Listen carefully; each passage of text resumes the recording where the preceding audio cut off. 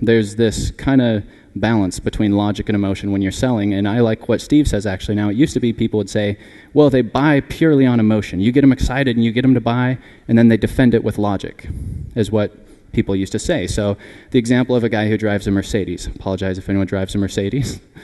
There we go, JV. I don't apologize. Take it back. So, just kidding.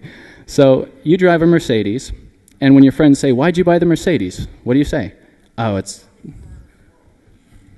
best car in the world, yes.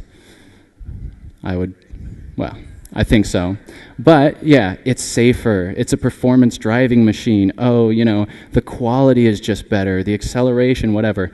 No. Why did they buy the Mercedes? For them, right? For the name of the car, for image and so forth. The Mercedes itself, yes, it might be better than other cars, but both will get you there. So it used to be, the idea was, I'm going to sell you on logic, and you're going to go and defend it. I'm going to sell you on emotion, but when your friends ask you, you're going to defend that decision logically. And because of the kind of shift in the economy, especially with the consumers, and it's not that, big bad economy, it's just that people now are a little bit more, wary, you could say, or a little bit tighter on their purse strings, in that when they go to buy, now they're not just going to buy solely on emotion, because that's what everyone was doing for a long time, and they had an issue with that. So nowadays, I think logic is a lot more important, and I got this from Steve when he explained it. I was like, oh, that explains why I was having some issues with some of my previous sales pages too, because I started reading all this copywriting stuff, and I thought to myself, okay, so they're telling me to use all these emotional words and all these attention-getting things and really kind of push on this person's pain points and all this stuff.